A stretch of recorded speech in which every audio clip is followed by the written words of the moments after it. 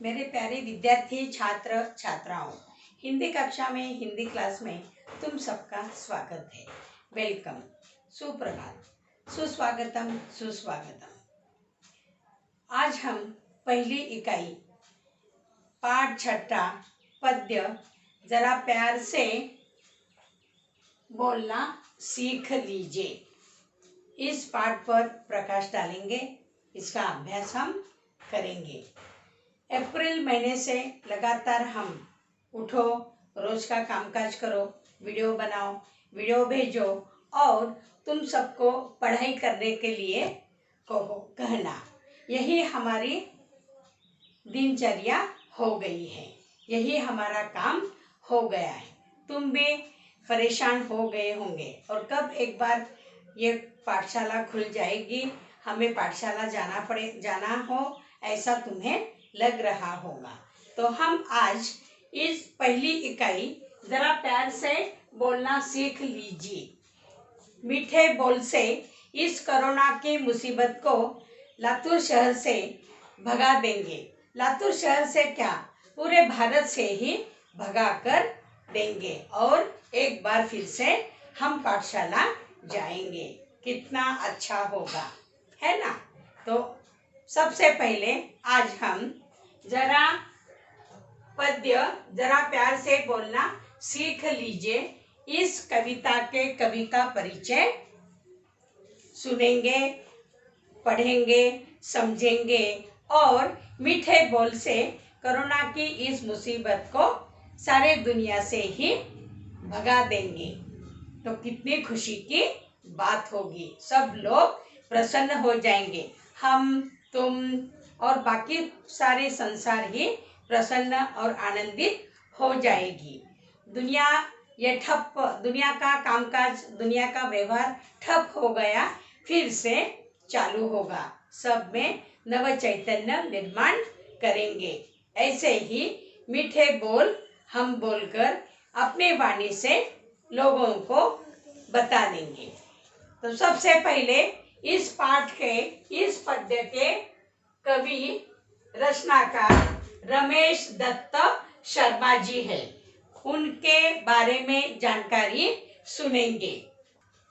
कवि के बारे में जानकारी सुनने के बाद इस पद्य को हम दोहराएंगे। मेरे पीछे ही तुम्हें सबको यह पद्य, यह कविता बोलनी होगी। तो सबसे पहले कवि परिचय हम देखेंगे। इस पद्य के कवि रमेश दत्त शर्मा जी हैं। इनका जन्म 1939 में जलसर एटा, उत्तर प्रदेश में हुआ। इन्होंने लगभग 50 वर्षों तक पत्र पत्रिकाओं, रेडियो और टीवी के माध्यम से वैज्ञानिक दृष्टिकोण का प्रचार प्रसार भी किया। विज्ञान लेखन में इन्हें दर्जन से अधिक पुरस्कार प्राप्त हुए। शिक्षा लेखन में इन्हें दर्जन से अधिक पुरस्कार प्राप्त भी हो गए। शिक्षा ग्रहण करने के दौरान ही कक्षा 7वीं 8वीं से ही ये स्थानीय मुशायरों में चचा जलसेरी के नाम शिरकत करने लगे थे। पद्य संबंधी थोड़ी सी जानकारी। प्रस्तुत पद्य गजल विधा में लिखा गया है। इसमें कवि ने प्रेम से बोलना, सही समय पर बोलना, सोच विचार कर बोलना, आत्मनियंत्रण रखना, मधुर भाषी होना आदि गुणों को अपनाने की प्रेरणा दी है। कवि के अनुसार हमेशा ओठ सील कर बैठना उचित नहीं है। आवश्यकतानुसार विभिन्न मुद्दों पर अपना मत प्रकट करना और जरूरत पड़ने पर आक्रोश प्रकट करना भी आवश्यक होता है। अब हम ये पद्य पंक्तियां दोहराएंगे। मेरे पीछे तुम सभी को दोहराना है। वाणी में शहद घोलना सीख लीजिए। जरा प्यार से बोलना सीख लीजिए। चुप रहने के यारों बड़े फायदे हैं। जुबान वक्त पर खोलना सीख लीजिए। कुछ कहने से पहले जरा सोचिए, ख्यालों को खुद तोलना सीख लीजिए। तू तड़ाक हो या फिर हो तू मैं, अपने आप को टोकना सीख लीजिए। पटाखे की तरह फटने से पहले रोशनी के रंग घोलना सीख लीजिए। कटु वचन तो सदा बोते हैं कांटे, मीठी बोली के गुल रोपना सीख लीजिए। बात बेबात कोई चुभने लगे तो बदल कर उसे मोड़ना सीख लीजिए। ये किसने कहा, ओठ सीकर बैठो, जरूरत पे मुंह खोलना सीख लीजिए। कवि रमेश दत्त शर्मा जी। अभी हमने उनकी जानकारी भी सुनी है। तो ये पद्य पंक्तियां है, जरा प्यार से बोलना सीख लीजिए। इसमें कवि हमें हमेशा प्यार से बोलने की सीख ही देते हैं। तो पहले 8 पंक्तियों में कवि क्या कहते हैं हम यह देखेंगे। पहले 8 पंक्तियां। वाणी में शहद घोलना सीख लीजिए, जरा प्यार से बोलना सीख लीजिए। चुप रहने के यारों बड़े फायदे हैं, जुबा वक्त पर खोलना सीख लीजिए। कुछ कहने से पहले जरा सोचिए, ख्यालों को खुद तोलना सीख लीजिए। तो इन पहले 8 पंक्तियों में कवि कहते हैं, 8 पंक्तियों में कवि कहते हैं, हे मानवा, अपनी वाणी में शहद जैसा मिठास घोलना सीखो, यानी हमें मधुर भाषी बनना चाहिए। कभी भी दूसरों से मीठे शब्दों में ही बात करनी चाहिए और यह सोचना चाहिए कि दूसरों को हमारी बात कर्णप्रिय मधुर होनी चाहिए। कर्णप्रिय, कानों को भी सुनने के लिए वे अच्छी लगे। जब आवश्यकता हो तभी बोलो, अनेक अवसरों पर आवश्यकता नहीं होती तब भी हम दूसरों को सलाह मशवरा सूचना देते रहते हैं।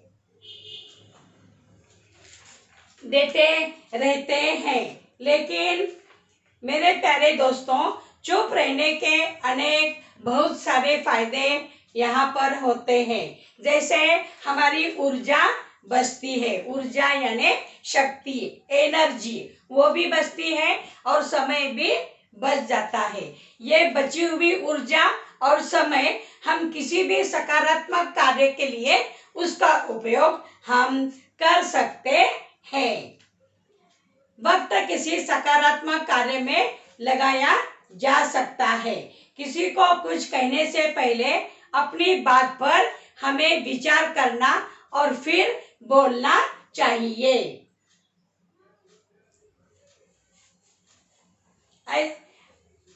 ऐसा न हो कि हमारी बातें सामने वाले को दुख पहुंचाए, उन्हें बुरा लगे, अच्छा न लगे। घाव के जख्म देर से ही क्यों न हो मिट जाते हैं, लेकिन ये शब्द, ये जो वाणी है, ये जो बोल है, वे कभी हम नहीं भूल सकते और बार बार उसे याद करके हम उदास महसूस करते हैं। इसीलिए कवि हमें कहते हैं, हमेशा मीठी और सोच समझकर हमें बात करनी चाहिए। दूसरों से कुछ बोलने के लिए हमें उसका परिणाम क्या होता है, इसे भी देखना चाहिए, सोचना चाहिए, ताकि दूसरों को, सामने वाले को वो अच्छा न लगे, उसे बुरा लगे, मन को लगे। ऐसा हमें कभी नहीं करना चाहिए, क्योंकि जो घाव बनते हैं शरीर पर, वो घाव थोड़ी देर से क्यों न हो, समय के बाद अपने आप मिट जाते हैं, लेकिन दूसरों के शब्द हमारे दिल पर जिवारी लगते हैं, हमें उससे बहुत बुरा लगता है। ऐसा कवि ने यहाँ पर कहा है। और हमेशा दूसरों से बात करते समय मीठी बातें करनी चाहिए। दूसरे 8 पंक्तियां। पटाखे की तरह फटने से पहले रोशनी के रंग घोलना सीख लीजिए। कटु वचन तो सदा बोते हैं काटे, मीठी बोली के गुल रोपना सीख लीजिए। बात बेबात कोई चुभने लगे तो बदल कर उसे मोड़ना सीख लीजिए। ये किसने कहा? ओठ सीकर बैठो, जरूरत पे मुंह खोलना सीख लीजिए। कवि रमेश दत्त शर्मा। तो दूसरे 8 पंक्तियों में कवि कहते हैं, हमें किसी भी परिस्थिति में दूसरों पर क्रोध में फट पड़ने के स्थान पर प्यार का प्रकाश फैलाना चाहिए, क्योंकि क्रोध की प्रतिक्रिया में क्रोध ही मिलेगा और बात हमसे निकल जाएगी। क्रोध से क्रोध ही मिलता है। अगर मीठी बातों से अगर हम दूसरों से बात किए तो क्रोध करने वाला भी हमसे मीठी बातों में बात करने लग जाता है।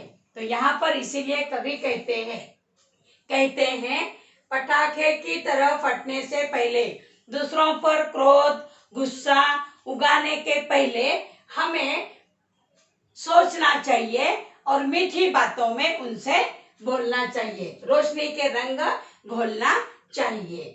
उसके बाद कटु वचन तो सदा बोते हैं काटे। कटु वचन जो हम दूसरों से जिनके कटु वचन ऐसे बूझते हैं जिनके फल रूप कांटों रूपी फल ही मिलती है। अतः कटु वचनों का त्याग करके मीठी रूपी फूल के पौधे हमें लगाने चाहिए। ये कटु वचन तो हमें हमेशा कांटों की तरह चुभने लगते हैं, इसीलिए हमें मीठी बोली के ही गुल रोपना चाहिए। रोपना यानी मिट्टी में उसको बीज की तरह बोना। यानी अगर हमने मीठी बोलना शुरू किए तो सामने वाले आगे वाले भी असंख्य लोग हमसे मीठी बातों से बात करने लगते हैं। इसीलिए हमेशा मीठी बातों से ही बात करना चाहिए, मीठी बोली के गुल रोपना सीखना चाहिए, ताकि सभी की ओर से मीठी ही बोलियां बोलने लगेगी। बात बेबात कोई चुभने लगे तो बदल कर उसे मोड़ना सीख लीजिए। कभी कभी बात करते समय बोलते समय हम बेबात मतभेद हो जाता है, हमारे में और सामने वाले में मतभेद हो जाता है। ऐसे समय हमें झट से बात को पलटाकर मीठे स्वर में उससे बात करनी चाहिए। बात बेबात कोई चुभने लगे, चुभना दूसरों को अच्छा नहीं लगना, दर्द सा महसूस करते हैं वे लोग। ऐसे समय झट से हमें क्या करना चाहिए? बदल कर उसे मोड़ना सीख लीजिए। क्रोध से अगर हम बोलते हैं, गुस्से से बोलते हैं, तो झट से हमारा रवैया बदल देकर हमें मीठी बातों में उनसे मीठी बात करनी चाहिए। ये किसने कहा? ओठ सीकर बैठो, जरूरत पे मुंह खोलना सीख लीजिए। हमेशा चुप बैठना ही अच्छी बात नहीं है। अन्याय का प्रतिकार तो हमें करना ही चाहिए, तब हमें चुप बैठने से कोई फायदा नहीं होता है। ऐसे समय हमारा मुंह खोलना चाहिए, जो हम बात करनी चाहिए, लेकिन बात करते समय ध्यान में रखना चाहिए कि सामने वाले को वो कर्ण प्रिय लगे और उसमें शहद जैसा मिठास भी लगे। समझ में आ गया सभी को? तो इस कविता से हमें हमेशा मीठे इसमें बोलना चाहिए। पृथ्वी पर कई प्राणी, हमारी तरह कई प्राणी रहते हैं, मनुष्य भी एक प्राणी ही है, लेकिन मनुष्य बुद्धिमान है, इसीलिए तो ईश्वर ने वाणी की ये देन मनुष्य को दी है, उसका हमें अच्छा ही उपयोग करना चाहिए। आजकल हम देखते हैं समाज में कई लोग हिंसक प्राणियों की तरह अपनी वाणी से बौछार करते हैं, इसीलिए तो लोगों में आपस में झगड़ा हो जाता है, वाद विवाद हो जाता है। उसे टालने के लिए हमें अपने कवि कहते हैं मधुर भाषी बनो। मधुर भाषी बनकर उनका मन तुम जीत सकते हो। कभी कभी अच्छी बातों से, मिठास बातों से हमारा न होने वाला काम भी हो जाता है। अक्सर तुम देखते हो परीक्षा के समय तुम्हें गुण मिलते हैं, मैडम तुम्हें पेपर्स बताते हैं। ऐसे समय तुम मिठास में, मवाड़ की भाषा में अगर सामने गए मैडम के और मैडम को बता दिया कि मैडम मेरा कहाँ गलत हो गया है, इधर आपने कितने कम मार्क्स दिए, अगर ऐसा तुम कहोगे तो फिर से वो प्रश्न पढ़ा जाएगा, उत्तर पढ़ा जाएगा और गुण भी मिल जाएंगे। लेकिन तुम्हारी वाणी कैसी होगी, मैडम यहाँ पर मुझे मार्क्स ही नहीं दिए, अगर तुम ऐसा कहोगे तो मैडम को गुस्सा आ जाएगा और जो दिए हैं गुण उसमें से वो गुण भी कम हो जाएंगे। तो इस प्रकार मिठास में हमारी बातें लोगों को अच्छी लगे, सुनने के लिए भी कर्णप्रिय होनी चाहिए। तो इस प्रकार आज से हम सभी एक दूसरे के साथ मिठास में बात करेंगे। जो होने वाला काम है, न होने वाला काम है, वो भी काम मिठास में बात करने से हो जाएगा। तो आज ही हम मिठास में बात करके कोरोना की इस मुसीबत से इस संसार को ही निकाल देंगे और खुशी खुशी फिर से पाठशाला जाएंगे। तो समझ में आ गया सभी को? तो जरा प्यार से बोलना सीख लीजिए। इस कविता में कवि रमेश दत्त शर्मा जी ने हमें मिठास से भरी बातों से बात करने के लिए कहा है। सही प्रेम से बोलना, सही समय पर बोलना, सोच विचार कर बोलना, आत्मनियंत्रण रखना, मधुर भाषी होना आदि गुण को अपनाने की प्रेरणा ही हमें दी है। समझ में आ गया सभी को? तो आज ही इस कविता का वाचन और एक बार घर पर करो और वर्ग पाठ में इस कविता पूरी लिखो और टेक्स्ट बुक में शब्द वाटिका में जो शब्दार्थ दिए हैं उसे भी पूरा करो। अगली तासिका में हम इसका स्वाध्याय पूरा करेंगे। शब्द वाटिका है बेबात बिना बात, यहाँ पर अभी बात शब्द हो गया, मूल शब्द बे उपसर्ग लगा है, बेबात उपसर्ग प्रत्यय का अभ्यास भी हमने किया है। तो ये बे उपसर्ग है, बात मूल शब्द है। बेबात बिना बात, जुबा जीभ मुंह, सीकर सिलकर, रोपना बोना।